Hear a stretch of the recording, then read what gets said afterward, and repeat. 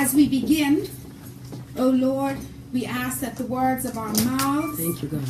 and the meditation of our hearts will be acceptable unto you, for Yes, you are Lord. our rock and our redeemer. We also ask, Thank you, O God, that those who are listening to us this morning will feel your presence, Hallelujah. will understand your message, that you will be glorified. Yes. And that you get all the honor All and the all honor. the praise Yes. because you deserve it. Thank We you, ask this God. in Jesus' name. Thank you, Jesus. Amen. Amen. Now, as many of you know, this show is designed to improve our leadership, our servant leadership skills. For as instructed in Titus 2:1, we attempt to speak out on things that make for solid doctrine. You know, we say this every week, God has given each and every one of us a special gift or a talent or strength that we must develop for His glory. And this show uses the example of Jesus Christ to help us to become better servant leaders. Proverbs 11:14 says, without wise leadership, a nation is in trouble. Today we're going to discuss the importance of influence for a servant leader. Now, John Maxwell says the true measure of leadership is influence, nothing more, nothing less. It is important for us to realize, it's very important for us to realize that everyone has influence. It doesn't matter how old you are, what your position is, everyone has influence, although not everyone has authority. Now, according to Maxwell, factors that increase influence include, but are not limited to, character, relationships, and knowledge. Now, I believe an influential leader exemplifies the traits of character identified in Galatians 5:22 and 23. Love, joy, peace, patience, kindness, goodness, faithfulness, gentleness, and self-control. These traits help to develop our character, and character is who you are when nobody else is looking. It's not your reputation, That's who right. people think you are. Mm-hmm. An influential leader also works to develop relationships. You see, in order to lead people, we need to know who they are, and then work to intentionally add value to them, intentionally help them to develop to be the best that God will allow them to be. Now, certainly knowledge is also very important. I believe it was Gwen Moran who said, in order to build personal mastery or knowledge, we must have an honest assessment of our capabilities and a lifelong commitment to professional development.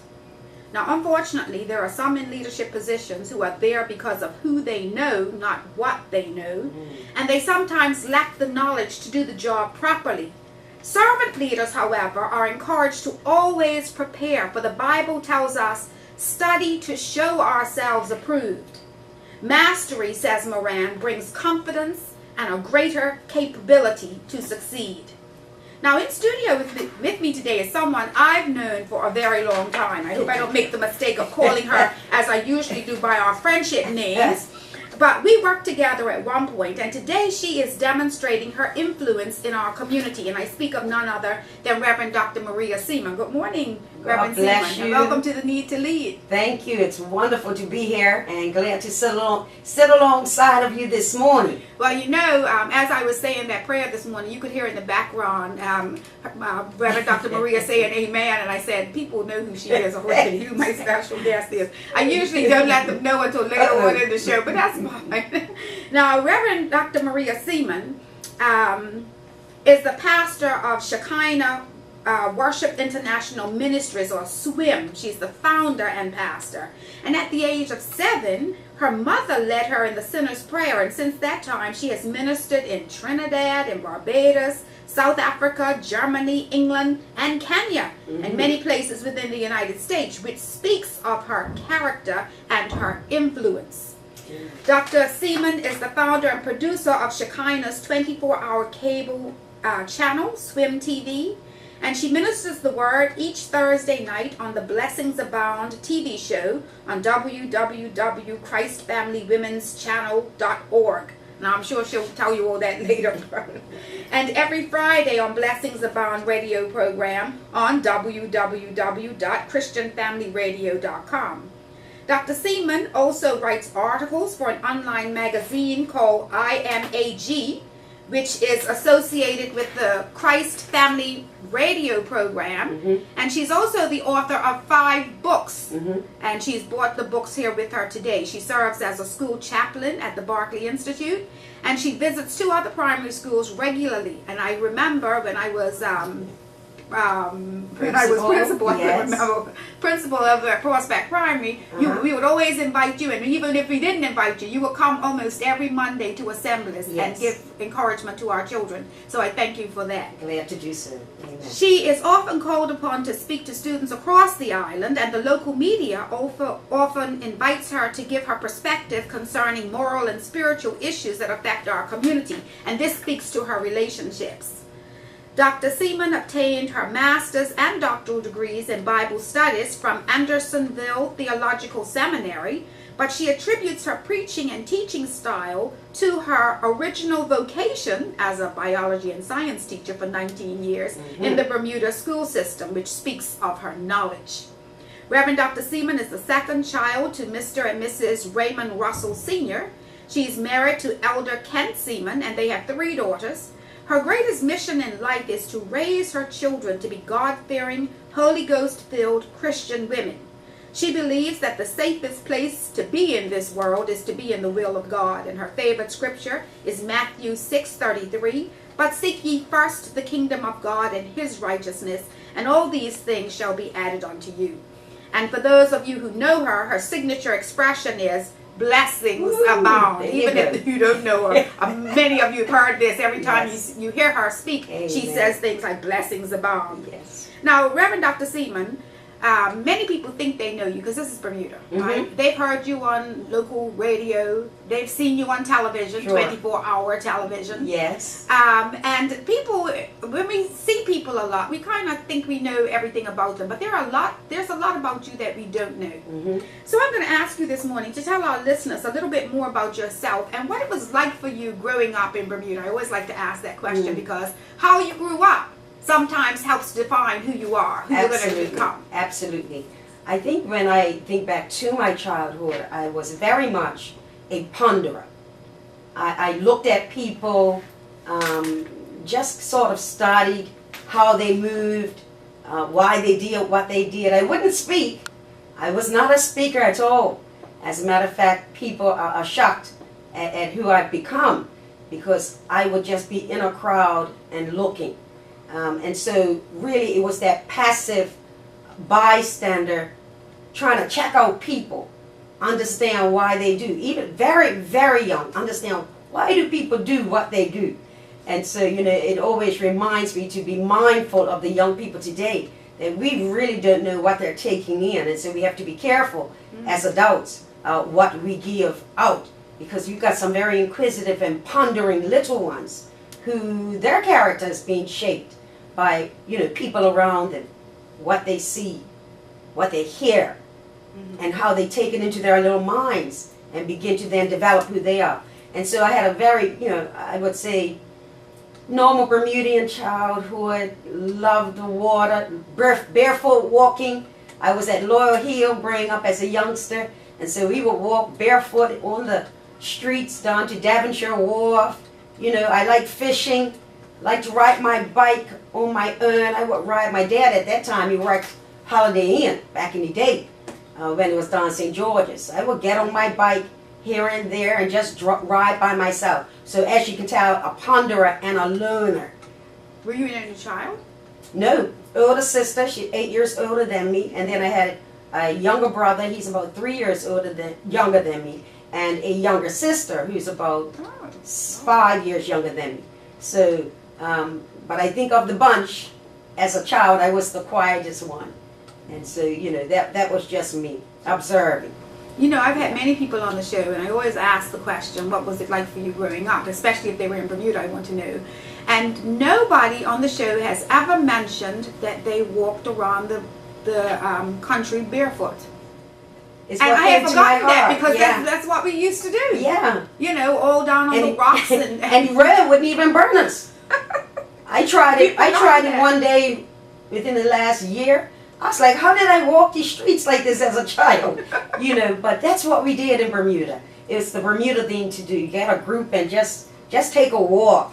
Right. And, you know, now I look at Devonshire Wharf and I say, I used to jump from here. You know, just all those memories help to make up Bermuda. That's And right.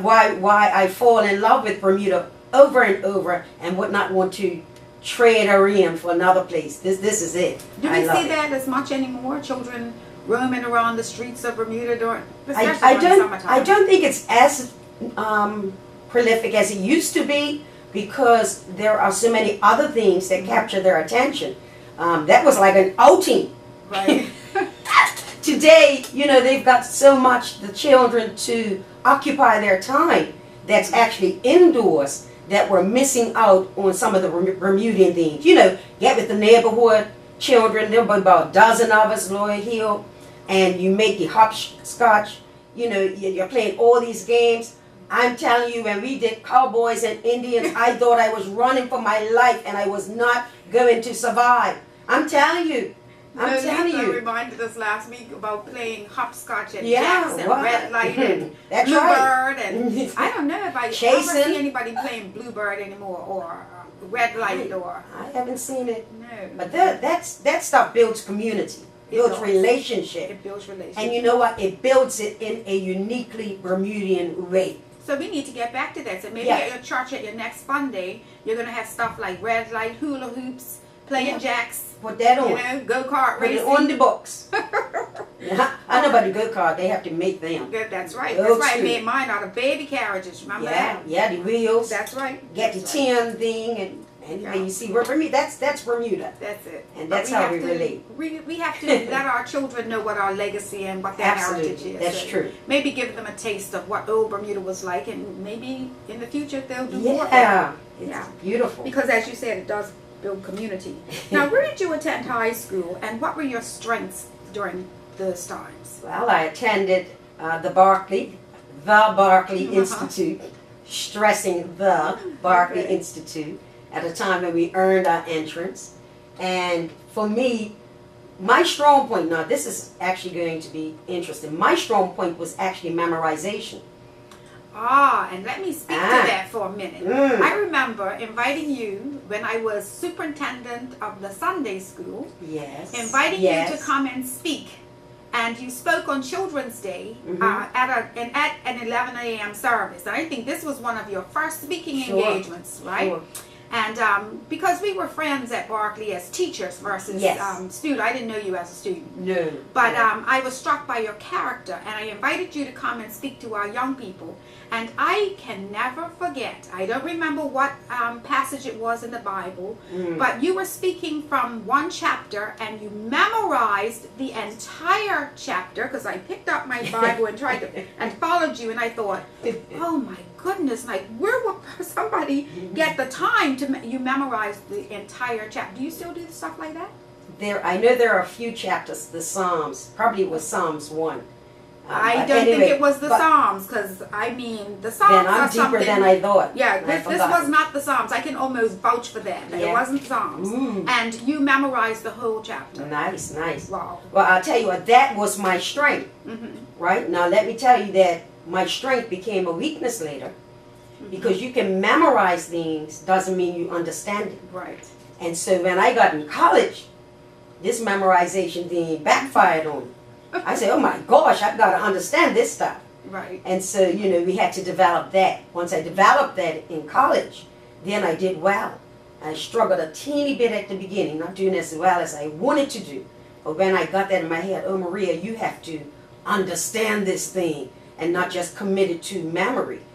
So that was my strength in high school, became a challenge when I got to college. Well, more specifically, what were the subjects that you enjoyed? Well, Because yeah. obviously it had to be biology You know that. in there somewhere. Mr. Right. Stanfield Smith, biology, absolutely.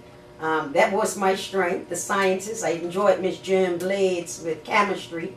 You know, and actually sometimes your favorite subject is because the teacher's your favorite teacher, or it's a right. good, the teacher teaches in such a way. You know, about Mr. Smith was good to look at. So as a teen, Stanfield, yeah, you're listening. is he true? Is he true? Miss All right. Blades was very homey and motherly. Yes. You know, so these are the things that sometimes capture your attention in that class, but they were my favorite. And of course, gym, because I was competitive, of course, in sports. Oh, okay. I didn't know that. I mean, Yes. like I said, I didn't know you as a student. I don't know where you were on my list of how far down the line you were behind Right. me, but I know you weren't above me. Mhm. Now, you obtained your bachelor's degree. What influenced you to study biology? And then tell us about why you chose the college to study biology that you chose. All right. Where was that? I didn't see that in your That's bio. St. Leo University. Mhm. It was St. Leo College, then it upgraded to St. Leo University. And why did you choose that particular It was the college? least expensive. Okay. I've And- never heard of it, but Yeah. okay. And they actually came to Bermuda and presented. Okay. So I think Darren Butch Burchell had gone there. It's a few, Alfie Maxwell, Okay, I know Dr. that. Clifford Maxwell's son. Okay. He went there after me. Again, they had come to Bermuda and they had, did this presentation thing, and the price was right, and it was in Florida. I wasn't going anywhere cold.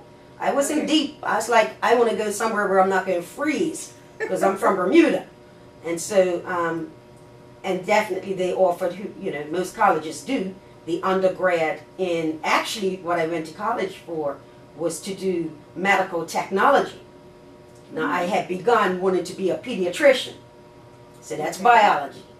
Then I met this guy, fell in love. Oh. So like Is I this wrote older Kent or? the one and only. Oh my god! In college. I met him actually at age 15. Okay. He took me to my school prom, my high school prom. And so therefore I said, nah, this 8-year, 10-year bit of college ain't gonna work being Mrs. Seaman, you see. And so I said, okay, I still like biology, I'll do medical tech. Medical technology. So in 1985 I worked at the hospital with Miss Sister Savannah DeVent. She was working there. I enjoyed it very much.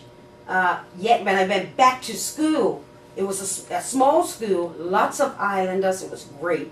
And there were a lot of people in that program, and it was a small hospital that was only going to accept like 2 or 3. Right. I was not number 2 or 3 in the class. So I weren't kidding myself. I was like, oh, no. Here's my goal was, I've got to get something to take home to my parents. I need a degree.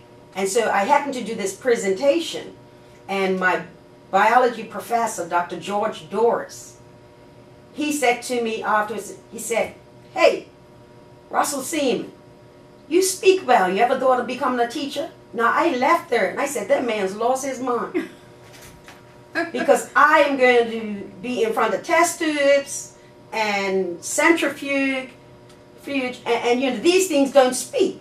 It's a reason. But then I got to that point, I was like, oh man, I got to take a degree home.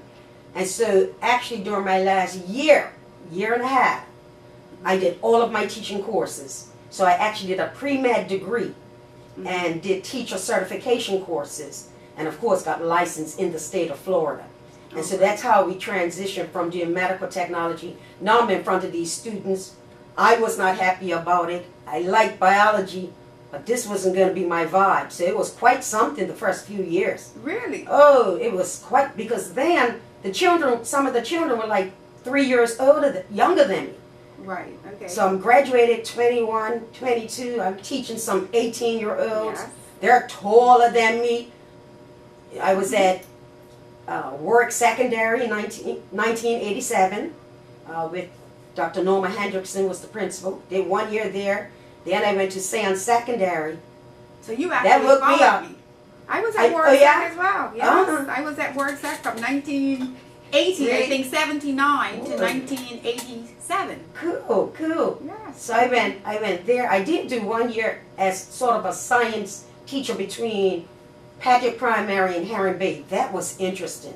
Okay. Under actually Mr. Alan Lee, and we Okay. certainly send our condolences to his Yes, family. yes, he was very That was a nice experience. Matter of fact, Keon Dickinson, Mr. Dickinson, I taught him, did science My with him cousin. at Right. Heron Bay Primary, I believe it was. And so here I am in this teaching atmosphere. Children they gave me a challenge. They gave me a challenge at Sands Secondary. It was very interesting. I'll say that. I was exhausted. By the time I got on the bus and was reached Somerset Bridge, I was asleep. I was asleep on the bus. So you went from Worksat, that was your first teaching experience. Yep, to the primary schools. Right. Then on Then to Sands Secondary. And then to Berkeley? Nope. Then I did in 1990 to 91. I was at Northland's Secondary at that point under Warren Jones, Mr. Warren Jones. Okay. That was like the most peaceful place under his leadership, I'm telling you. Okay. I know because I had babies according to the temperament of the school. So at Sands, I had my daughter number 1. Very interesting. Up all night. At Northland's, daughter number 2. So they she was sleeping in less than 2 career. weeks. Yes. Daughter number 2 was sleeping through the night at 2 weeks while the other one was still up. And so, you know, it's just quite humorous to look at these things. After 2 years at Northlands, then I went to the Berkeley. Okay. And so And 16 I guess that's years where I met there. you for the first time? I believe so. You spent 16 years 16 years at Berkeley. Yeah, Wow. yeah. So what do you think was your greatest contribution to the teaching profession? I tend to think of bringing a spirit of godliness. They knew the standard I had, and also, especially as it pertained to Berkeley, they knew at the end of the school day, we were saying our school prayer. So they were in Mrs. Seaman's class. They knew that that class was going to experience ending school saying the prayer. Not all teachers were doing that consistently. Right. So things have really, they've changed. Right. And we've let some things go. And in my opinion, we need to retain some things and gain some things back. If you want certain results, you have to do certain things. Okay. Yeah. Listeners, if you're just joining us, you're listening to the Need to Lead on Hot 107.5, the Station of Innovation, I call it, with your host, Shangri La Durham Thompson, and I'm speaking to Reverend Dr. Maria Seaman. We're talking this morning about the importance of influence, and this is, I want to say a young person. She's not that young anymore. I keep thinking of her as a young person because she's younger than I am, but she is a person who is making an impact on our society. And today we're talking, as I said, about influence, and influence is determined by your character, it's determined by the relationships that you build, and it's determined by knowledge. Those are 3 things that we're talking about today. It's also determined by some other things like past success and experience. But Reverend Dr. Seaman, explain to me your thoughts about good character and how you think character helps to influence people. Because you know today there are people in leadership positions whose character is very questionable, but they're in leadership positions. That doesn't mean that they're a servant leader. Yeah, and servant leadership is vital. That's right. It's very different from just leadership. Yeah. I tend to be a person that's very keen on just doing for people, serving, because that's what our Lord and Savior Jesus Christ did. Character, and you said good character, because there can be bad character. That's right. We want to be a people of integrity. That's right. That no matter where we are that same person. I'm not going to change because I'm in your space and then I'm in another space. I am who I am. And I think that is actually a beautiful thing, that people can be who they are and not switch up. Bermuda currently, and I believe all over the world, because bad character, people with bad character are in places of power, it has now become possible that the children are learning, I don't have to be a good person to get in a place of power and prestige. Now, I woke up this morning, and maybe this is where this fits. I woke up this morning and God told me something, and it was just so simplistic, but it's so powerful. Here it is. I wake up and he says to me, Maria, as the darkness of the day approaches, the light goes back. And I knew what he was saying. He was saying life is balanced. And so the more that there is darkness, the less there is light. And so therefore, the more that we have leaders who are able to walk on the dark side or do dark things, there's less light going out to the community. And so now we want the children to learn from leaders. Well, what type of leaders are we learning from? And so again, life is balanced, day and night. And so therefore, we cannot expect the citizenship or the young ones growing up to mature into citizens to be the ones of integrity and whatnot if we're not providing the platform for them to model their lives after. Amen. And so the responsibility is with the older people. People look at the children today kick up. I don't look at the children, I look at the parents and their home. That's right, because they're learning from someone. They didn't learn it. People see. Of course. And so this is where I think it's vitally important that we actually, and this crosses over, of course, into our school system, we need that we are looking more at the genesis of the students that we're receiving. Not to talk down to parents, not to punish parents, but to help. If we help the parents, we're helping the teachers. We're helping the school. We're helping our community. And because, and you said it earlier, Bermuda, we're such a small community, we think we know each other, we also will get offended when you try to step into my business. That's true. And so you've got the two-edged sword that if government was offering this wonderful, and I mean wonderful help, social services, giving parental skills, what that parent actually allow them in their home to give advice, to be a mentor for that family for 3 months, for 6 months. That's the double-edged sword. It has to be allowed. It has to be permitted. Well, I remember as principal of Prospect, we offered parental workshops. And I remember taking a workshop under Leanne Simmons when she was the counselor at Whitney when my child was there. And I thought, this is an awesome program. And so we offered it every year, well, twice a year, to parents. Now, every parent didn't avail themselves to the workshops.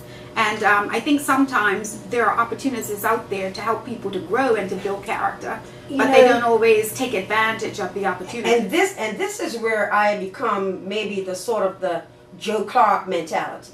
I'm thinking, yeah. Lock the doors. Well, here's the thing. The parent may not want to avail themselves, but if your child is in my child's classroom and my child can learn, can sit in a responsible environment that's conducive to learning, there's interruption, that's an issue. And so that's where it doesn't need to be, well, if you feel like it. No. If we're going to change, we're going to have to get in there, get our hands a little bit dirty, maybe call it a couple of names, but over the course of time, things will change. No longer is the classroom the safe place. Listen, in America, they're dealing with mass shootings. In Bermuda, we're dealing with mass incorrect behavior. Yes. And one is as bad as each other because we don't have guns in Bermuda there, you see. Yeah, but people are dying from gunshots. Yeah, that too. Oh, yeah. And again, stabbings and if we investigate and speak to them, it's not that they weren't born a murderer, a shooter, a gunner, or whatever we want to call them. It's something about the environment. And again, we're not talking about punishing, we're talking about helping. Right. But I can take you to the trough, but I can't make you drink. Right. And so that's the reason for offering a workshop, but you can't demand that people take but it. no, let me step in. I'm going to go back to Joe Clark. Yes. The government. Reverend Maria, had she been the principal at that time, may have demanded, but Well, here's the thing. This is where we slack. When I went through the Berkeley Institute, it didn't matter that I was having issues at home, that I was going through things, that I cried until I got to the school gate because of different issues. Once I got in school, I was now a responsible student at the Berkeley Institute, and I had to align myself accordingly. Why are we permitting it to be different now? Red tape, orange tape, blue tape, all sorts of tape, stopping schools from being able to be a safe place for learning. It's not a safe place for babysitting. It's not a safe place for training your child on how they should be behaving. Well, that's why you're giving your time, I see, up to Berkeley Institute, investing time with the young people, with the students. So how is that coming? Slow. It's wonderful though. Okay. It's wonderful. Well, I deal with the S1s mostly. I've missed a few assemblies because there's been things going on with them and whatnot. But when I'm there, it's just a rich feeling of being there and seeing their potential. But that's because you know you're serving. Well, yeah. And as a servant leader, that's what God has given you to do, and That's so true. you're in His will. You know, when we talk about character, we talk about identifying character traits such as are in Galatians 5 and 22. Yes. Love, joy, peace, patience, kindness, goodness, faithfulness, gentleness, and self-control. Correct. How often do we teach those to our children? I mean, that's something that we struggle with. I'm not the most gentle person, you know. They say, I try to be kind.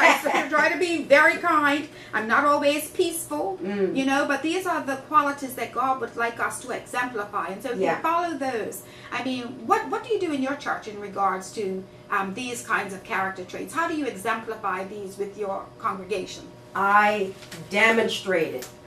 And I have an expectation that from leadership down, elders, deacons, department folks, they exemplify it. Now, it does not mean, let me tell you about the fruit, because you're talking about the fruit of the Spirit. When you go grocery shopping and you look at the fruit, they're not all ripened at the same rate. Especially, let's look at the bananas, right? They're not all yellow. Some are green a bit. Some may be overripe. Point is this: fruit is going to be developed at different rates in different people. So as a shepherd, pastor, I have to recognize, okay, that person's patience fruit is not as mature and ripened in that person. And strategically, I will communicate with them or put them in certain positions where that patience fruit is going to grow. Or more like this, they will absolutely know that they lack impatience, so that they themselves will understand, I need to mature in that. And so understand that church itself is a growing place of people. It's not a perfect place. That's where people mess up. Right. It's everybody wants to church. People are sick and they come to be healed. Yeah. It's a beautiful hospital, dude, with plenty of rooms. And the cost is not as expensive. I agree with that. So yeah. Now tell me, what are your values and how was your character developed? You said your mother led you to the sinner's prayer at age 7. That's very interesting. Yeah. I told you I was a ponderer. I think I was just born a ponderer, you know, thinking. But then my dad, I know a lot of people know my dad, Raymond Russell. Unless he is dealing with a cause, he's very much just a thinker too. Okay. Right? Unless he has to be out there speaking and dealing with something, he's a ponderer. And so I think my thinking, as far as that is concerned, take off of my dad. My mom, she is so compassionate. And as far, since I've always been in church, she is the ultimate worshiper. And I see her on your television program. I turn the channel, I see her sitting right there in the front row. Yeah. Supporting her daughter. But the thing is, that's who she's always been since I've always known her. Right. You know, there will be some, you know, at home, you know, things are going on, family going through different issues. But what blew my mind is, as, you know, little, when we got in church, my mama was a worshiper. She never let anything stop her from worshiping God. That was, I didn't look at the preacher. I didn't look at the minister. I looked at my mama. Because she's the real test. I know who she is at home, and here she is, wow, no matter what, worshiping. And so I'm a mixture, yes, definitely, of both parents. And I'm grateful for that. I think a good mixture of mom and dad. And shout out to you. Hi, Mom and Dad. I know you're both listening. And my sister Allison, too. I see she's listening. Hi, Al. So you're streaming this. You can see. So you want to tell people a little bit about how they can hear this on the... Yeah, if you're on Facebook Live, go up to my page, Maria Seaman. And you should see it right there. And just tune in and be blessed. Joseph Jeroge, I see you there. And I see you there. And I will be in Kenya this coming, God willing, summer. And so just a shout out to all those folks who are tuning in. I appreciate you. And we bless God for you. Praise the Lord. The wonders of technology. That's the truth. Now tell me, who or what influenced you to go into the ministry? Because you were in the school system for a while. Well, we say spent 16 years at Berkeley. That's a long time. Yes. So how did you go from being in the school system into going into the ministry? And I remember you saying to me once, Shangri La, you know this is not enough for you. Come on with me and let's go into the ministry as well. I'm trying to pull her. I'm trying to pull people. Trying to pull her into the Pentecostal.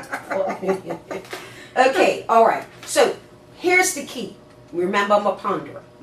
So I've been under Bishop Charles Foster Fabula, Bishop Goodwin C. Smith, Pastor William A. Lee, seeing many preachers come in. I'm always thinking. And one thing I did is I always knew to separate the pastor from the person. And so my thing is, when they get behind that pulpit, I need to hear what they're saying. And so the key is I fell in love with the word young. Well, that's right. Young, I right? love to listen to preachers. Oh Love my to goodness. listen to ministers. I could do Yes. it all day. I Yes. love preaching. And so as I grew, I want to be the doctor, got into medical technology. So now I'm in college. About age 20, I'm sitting at the library at the Abbey, St. Leo's Library. And it's a big picture window. And I'm looking out over the lake, Lake Abbey I think it's called. And I hear God say, I've called you to preach my word. And I remember tears coming down my eyes at that time. Not exactly understand. Of course I love his word, but I just didn't know at that extent he was going to call me. And on that day, that day, he gave me my first sermon. It was called David's Attitude Adjustment. And he said, and the Which 4 deals with points, character. 4 points were, because I remember Esso, gas station. Right, okay. Remember your enemy, remember your strength, remember your situation, and remember your out. How God will get you out. And so I remember writing those things down, and from that day on, he had me listen to different preachers in a different way. I mean, it will be, some years before I became an exhorter and whatnot. As a matter of fact, between being a teacher at Warwick Sack and Heron Bay and Pedro Primary, I left teaching for 1 year. And I went away, and I remember saying, God, I don't know, how are you going to get me from here? I was in a church way up in the balcony somewhere. And I knew God had called me to preach, but I was like, God, how are you going to get me from here to there? Didn't understand it. But if you live one day at a time, and you just live honestly, and you live loving God and his word, he works it out. I knew I loved his word, knew that I had an ear to listen to preachers and how they ministered it. Later on, began attending one of you guys' conference, AME, Right. in, what's it called? Ebenezer AME, Women's Conference. Attended 16 of them. 16 Okay, years. Listenings, appreciating the vast differences. So you don't have to be a cookie cutter. Right, that's right. You can be yourself. And I'm just being like captivated. And that helped to develop me. And finally I yielded, went to my own bishop. Said, I believe God has called me into the ministry. And how many years later since that time? I actually became an exhorter, which is the first level of ministry in my former church, New Testament Church of God. I became that when I was just about 30 years old, because I remember saying that's when Jesus began his ministry. So I was 30.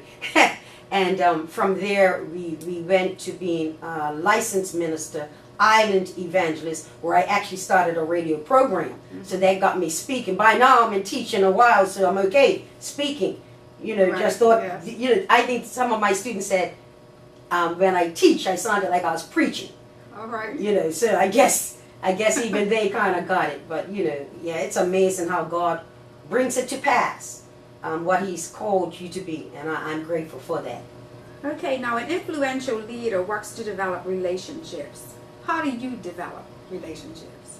Usually they have to be absolutely purposeful, which means it's kingdom alignment. I don't dilly-dally, meaning it's not just fluff. We're not just here. Even if we're friends, we're not just here about us. It's got to be something bigger than us. My favorite verse, Matthew 6:33, but seek ye first the kingdom That's of one God. of my favorites as well. And his righteousness. And all these things shall be added unto you. And all those things includes friendships. Includes people that God would have you to understand them and they understand you. But it's got to be about the kingdom. If not, it's sort of with me, just the way I am. It's like I'm wasting my time. What's going on? So I don't... days only have 24 hours. And I need like 30 hours in them. But they only have 24. And so I have to be careful what I do in that time. Also being a mother. I'm not just a pastor, I'm a wife and a mother. And so there are those wife things, mother things that you have to do, which is kind of different when you're a female pastor. that some male pastors may not do. I'm going to go home, season up the lamb and cut and prepare for tomorrow and whatnot, so that I can, once I step out of that pulpit, I'm Mrs. Maria Seaman in that house, and my husband needs a meal and my children need a meal. That's what goes on. Thank God there's some husbands that cook too, but anyway. Yeah, my husband cooks some. He does. Okay. Absolutely. Salmon best, yeah. All right. Now, leaders gain influence by determining to intentionally add value to others. Mm-hmm. How do you talked a little bit Yeah. about it before, but how, in terms of your deacons and your elders, Yeah. but how do you intentionally add value Man, to I'm others? telling I can tell you in terms of my relationship with you. Yeah. I remember sitting on the steps of Barclay once, and we were pondering in terms of what we were going to do something to make a difference. I don't know what that ended up being, but you came to my house, we talked about it, and you remember that? Yeah, no, And yeah. we wanted to make a difference. Mhm. And so you've always been that person who had on their mind kingdom building. Yeah. So how Yeah. do you intentionally add value to others? With me, you always said, Shangri La, you were trying to push me, Shangri La, I know you want more. Yes. I know you want this. Yeah. Come on with me and let's do Let's such and such. do this. But you were Yeah. always encouraging. Amen. So how do you Wonderful. add value to those people that are in your congregation? Well, here's the thing. I recognize that, first of all, everybody alive, because God wanted them alive, there's a godness in them. There is That's something of intrinsic value that's in them, and it's up to me to figure it out. And so even when folks are in new members class at Shekinah, I ask them, what would you like to do? Or I'm learning their personality. I say, you look like you can be a good so-and-so, work in this area. Now, for me, a strong point, and I have to highlight it because it was manifest yesterday, I love when I see ministry in people. I love to take out time to impart what I know, and even glean from them at times, imparting this ability to minister God's word. Whatever the gift is, when I see it, I water it, right? God planted it in them. I'll water it. Holy Ghost going to give the increase. Now, yesterday, I'm going to give a shout out to all my preachers. Yesterday, they were on point with the 7 last saints, and they did me proud. I felt like a proud mama having watched these preachers minister the word, because I see that they're being disciplined to deliver the word in a responsible way. And so that's the key. When you know people have a gifting in them, now God expects me to bring it out. Well, that's the worst thing that I see in any congregation, is when people are sitting on their gifts, not being able to utilize their gift. And the person who is in charge, the shepherd of the sheep, God talks about the sheep know his voice.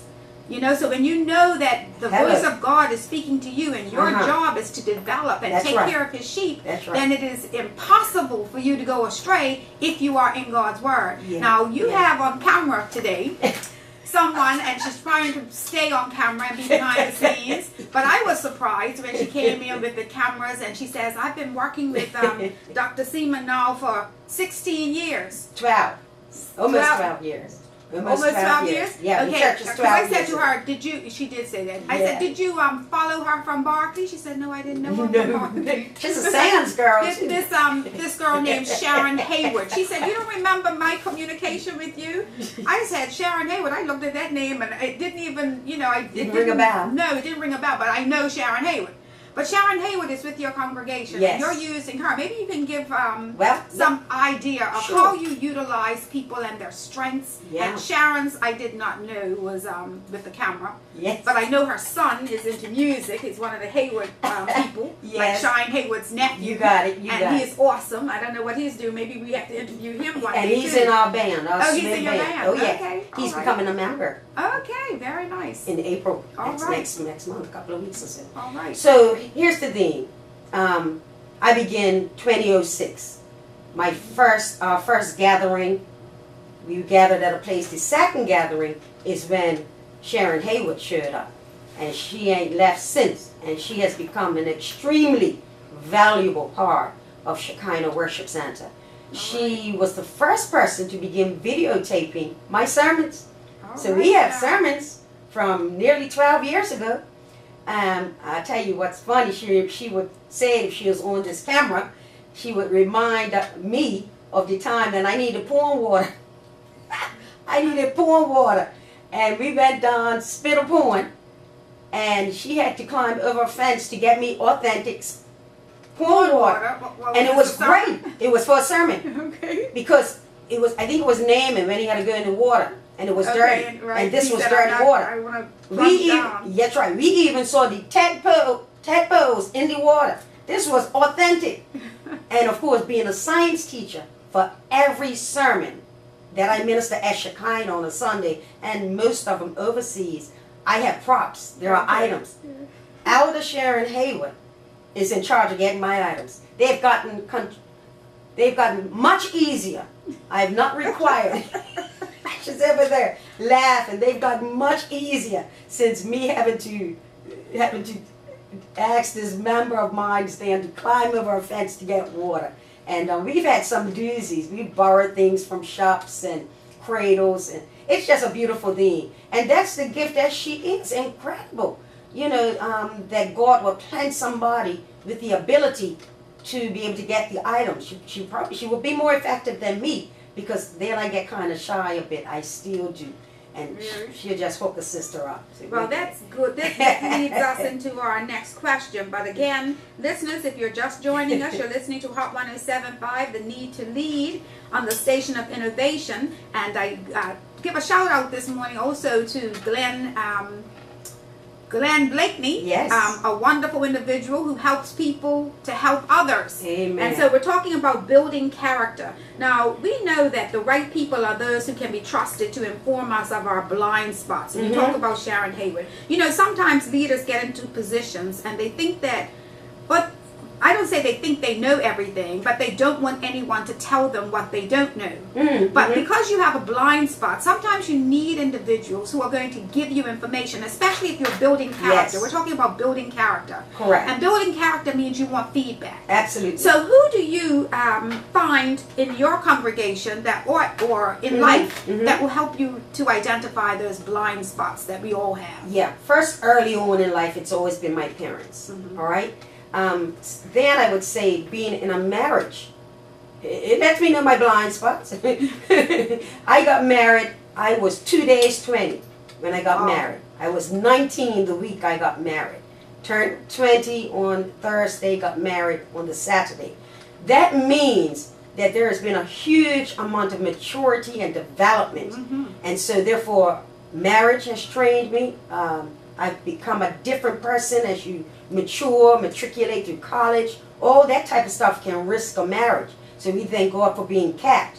Now, as far as church is concerned, I'm 12 years in now, just about, and I'm a different person than I was at the beginning of the 12 years, certainly over the last 8 to 9 years. And I would say that because of even my elders. One thing for sure, we have elders meetings. They're not there to say yes to everything. If there's something that I need to adjust, change, I'm not talking about the doctrine or they don't touch my sermons. My sermons are quite fine. But as far as interrelationships with people, advice, you know, one time they were kind of a bit on me about Facebook. They said, "'Cause everybody beating you up on Facebook," and you know, and we were going to that. And Mama, you hear about this Facebook thing, right? She's always reminding me, Facebook, once it goes on, it can't come off. Yeah, but you know, they're concerned about that, and so I have to then hear. I'm not always happy about hearing something like that, because sometimes I know I'm out there for a reason, and they want you to draw back, and you know, people disrespect and da da da da da da. Me, I'm just out there for the fight of it, you know, and to stand up for the cross. And for the blood of Jesus, you know. Easter time. Yeah. Good Every Friday time. yesterday, so okay. And so, you know, but that, I am open to being criticized. As long as it's with love and the right attitude, I don't have an issue. Not at all. That only means I can get better. As a matter of fact, what actually helped me to develop that mindset was the Word of God. Whenever I hear preachers preach since my teens, I take the word on as being guilty. I'm immediately guilty. Right. That way, if I can be guilty of what that preacher's spoken about, then I can improve myself. that's the way it's been. And I think it's, hey. Well, God talks about chastising those He Yeah. loves, Mhm. And so, And I know He loves me. So- Okay, tell Yeah. us about the influences you hope your radio and your television programs will have on the community. How will they impact Well, the community? Here's my thing, just the big picture. I want to reintroduce what church is to Bermuda. So many have identified church according to what it was for their mother, the grandmother. No, we're cutting edge. It's a bit different. I say this, and I think it's a vitally important point. The greatest thievery that has taken place in Bermuda is that we never gave our children an opportunity to refuse God and refuse the church, because we just kept them out. explain that a little bit more. See, if the children go to church, they get to that age, 14, 15, 16, and they may decide to leave the church or not. But if the children are never in church, Right? well, how will they ever know church and be able to refuse or accept it? See, and this is sort of like the school issue. Then we want them at funerals to behave a certain way, not to do this, but we never trained them. Right. And so, listen, let me go back again. I invite the young adults of Bermuda. You ain't been to church, and you have not been to Shekinah Worship Center.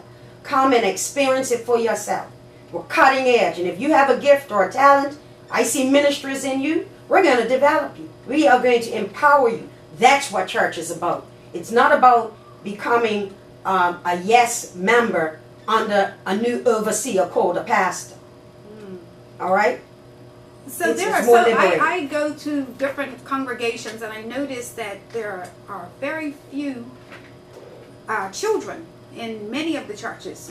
There are not huge followings of children. In your church, do you have a large congregation of children? Do your parishioners bring their children, their grandchildren? So what does a normal Sunday look like for you in terms of the children? Do you have a children's ministry? We have a children's church. I think there are 2 Sundays out of the month. Let me backtrack to our Friday youth program, which is being held at Mid-Atlantic, one of their halls. We have upwards to 30 to 35 children, many from the neighborhood. We're looking to increase. That's the Elliott Primary School area neighborhood. A lot of them. Now, some of those parents, because they're unchurched, they don't go to church, they don't bring their children to church. But we do have a good amount of children in the church. And when you come Shekinah, you'll usually see 2 rows of little chairs. That's where we have our children who are able to sit right in front. And let me tell you, I have 4-year-olds, 5-year-olds, 6-year-olds that can sit in church from beginning to end and not move. Really? Yep. Well, we were talking about ADHD earlier on medical radio. I was listening as they talked about ADHD. And that's interesting that you could have children that young Absolutely. to be able to sit in church. Yeah.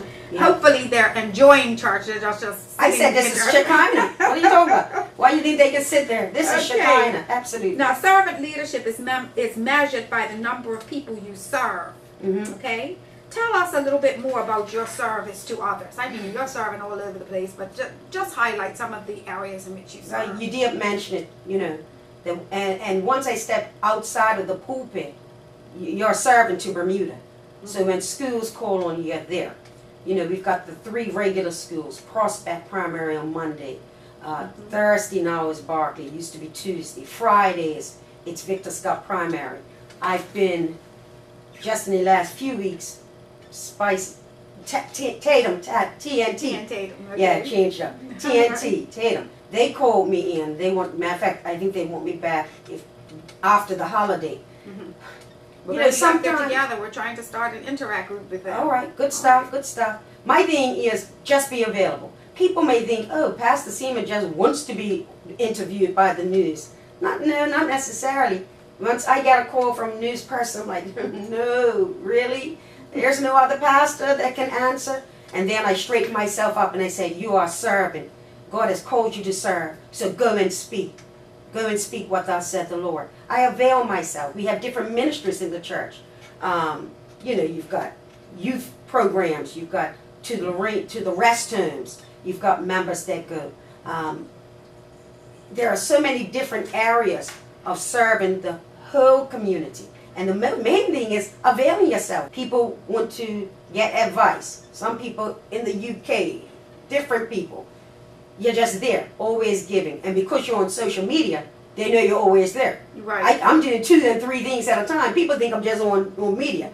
I can do, I think I get this from my daddy, I can do several things at the same time. I'm blessed that way. I don't know, maybe they call it spiritual something, 88. But anyway, I can do a lot of things at the same time. That's interesting. And it's basically, when you're called on, be there.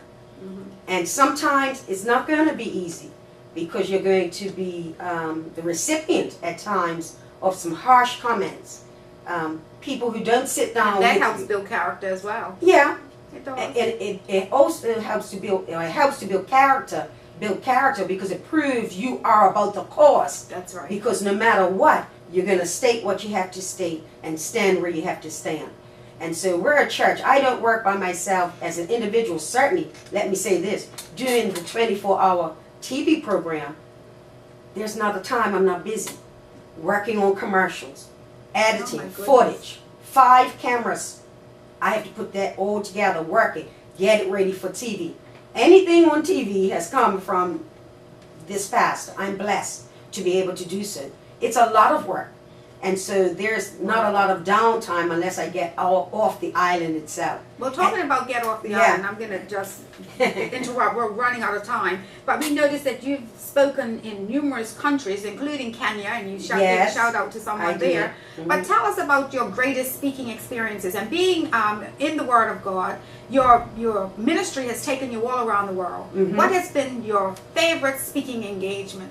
I believe going to a place where I'm in a church no bigger than this room, and that will be in Kenya, and there are maybe 8 people that I'm preaching to, a mission, in Neri. To me, that's greatness. I think that, if God sees me serving the least, and I kind of get emotional right there. All right. Then He will honor me to do whatever else He's called me to do. It's an honor to serve. The first time in Kenya, the car was outside mooing. Seemed like he was saying amen, actually. He was in tune. Right. But that's how it really was. The conditions are not the best, but the gospel message is always the best. We've got pictures. My mom, she insisted when we went to Kenya all those years ago. Really, it was 1981 that we go to a church. We find an AME church. And so she insisted that we go. We took all of this video footage, but I don't know where it is today. Reverend Dr. Seaman, it's been wonderful to have you on the show today. Thank you so much. I'd like to ask you, before we close, what is your vision for Bermuda? And how can your influence be used to help make this vision a reality? My overall vision is that the children of today and the children of tomorrow will experience the Bermudian of yesteryear. We cannot go back, but we can go forward, keeping in mind who we really are. That we will treasure our own culture over the cultures of other places, so that we will uniquely remain a Bermudian. That's my overall thing. I love Bermuda so much that it hurts when I see her becoming another place. Bermuda and Bermudians, when I look at the 90-year-olds and those up in age, that's Bermuda. And I think that that's what made me, made you, made us who we are. Why not have that for the young ones growing up? The taste of real Bermuda, the peas and rice of Bermuda, the fish chowder of Bermuda. Bermuda. And that's what I see. And I'm going to do everything I can to speak to that, to expect Bermudian manners and kindness. That's Bermuda. Fruits of the Spirit. Oh, there you go. And to expect it of myself and to be held accountable. And then now, because I'm accountable, I can hold others accountable. If I'm not doing it, then I fall weak to enable or encourage anybody else to do it. I believe we can move forward, bringing back Can't bring back yesteryear, but we can rise again, as it were, Easter Sunday. Resurrect the essence of who Bermuda is and what made her great. There's a reason everybody wants to be in Bermuda, and we need to value that more than the foreigner, more than whomever. Now, we cannot go off the air without talking a little bit about your books. Oh, yeah, real quick. Yes, Yeah. please. Tell us a little bit. You're writing, a prolific writer. Yeah, love and to write. The books also seem to have workbooks with them. Yes, they do. Yes, so Yep. tell us a little bit about what you're writing about.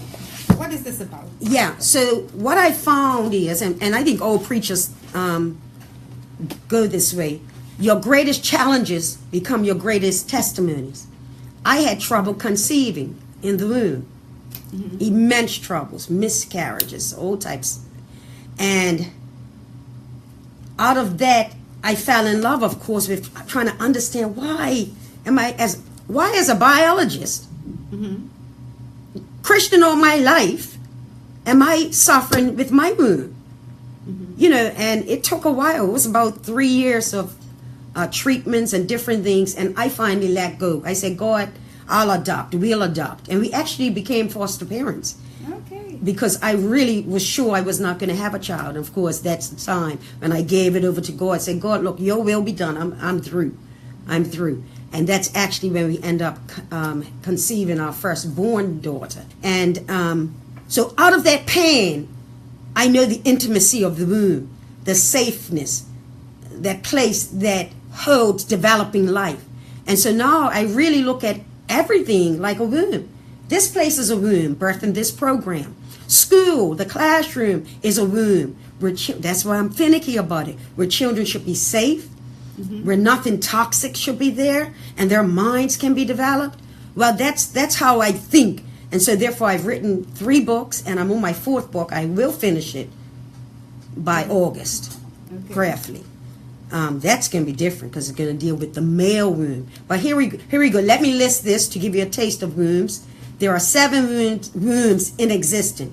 The mind of God created the universe, created the earth, created the man, birthed out the woman. She births out children, and we all have a mind. So the greatest womb now is our mind. That, if we have the mind of Christ, hooks us back up to the original womb, which is God. I can talk about that all day. And so I need to advertise these books more. I've just been so busy. And so we're going to do that because I believe that they will bless people. So that's the womb. Praise the Lord. Amen. Praise the Lord. Listeners, you've been listening to Hot 107.5, the station of innovation, with your host, Shangri La Durham Thompson. And I've been talking to Reverend Dr. Maria Seaman, who is the pastor of Shekinah Worship Center. Yes. And when you have your experience with young people in terms of this games day, red light or blue light. Oh, yeah. What's it called? We're going to call it throwback something. Walking through the green grass and walking London Bridge and all that stuff. Fun stuff. Let me know when it is. I surely will. I'd like to be a part of that. I'd really like to be a part of that. I will. And today we've been discussing the importance of influence. And John Maxwell has told us that the true measure of leadership is influence, nothing more, nothing less. But there are 3 factors that we talked about today. There are more, but we've talked about character, we've talked about relationships, and we've talked about knowledge. And Reverend Dr. Maria Seaman has exemplified all of these, and we've spoken to them. And character isn't just who people think you are, it's who you are, period, when no one is looking. Right. And we emphasize Galatians 5:12, the fruits of the Spirit: love, joy, peace, patience, kindness, goodness, faithfulness, gentleness, and self-control. And I'm working on them. I hope listeners hope you're working on them too. Amen. So, Reverend Dr. Maria Seaman, we're going to ask you to give us some final words today about the importance of influence. And I remind our audience that Stanley Huffy tells us that it's not the position that makes the leader, but it's the leader who makes the position. Yes. It's not the position that makes the leader. So just because you have a position doesn't make you the leader. That's right. The title doesn't do it. That's right. It's the leader who makes the position. So Reverend Dr. Maria Seaman, what final words would you have us to remember about the importance of influence? Influence.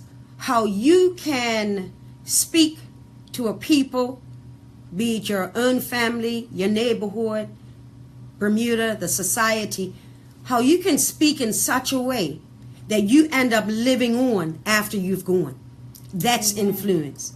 And so your character and the integrity thereof helps to establish that. Your consistency. And I believe it. Matter of fact, God told me this when I was writing my first book. Bermuda is a sending place. Bermuda has brilliance that we've sent all over the world. That shows us, or should show us, how uniquely special we are. And so let's begin to uplift each other and encourage each other. Amen. And to esteem each other for what we accomplish. Bermudians are great. Influence your family, the neighborhood, society, and watch things begin to change. Also, the greatest impact, I gotta bring this here, is your spiritual walk. Having a vision, seeing beyond where you are. That vision that's bigger than you. And knowing that because God is bigger than you, He's the one that's going to bring you to the fruition of that vision.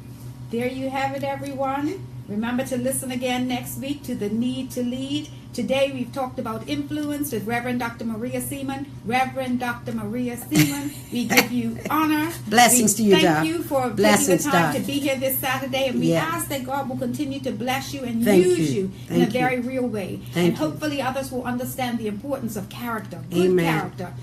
Understand the importance of adding value to others, building relationships, and then knowledge. Study, continue to study to Amen. show yourself approved. Absolutely. To all of you, God bless you. God bless you. Thank and you. say your final signature Well, phrase. Bermuda, you know what we're saying. Blessings abound. Amen.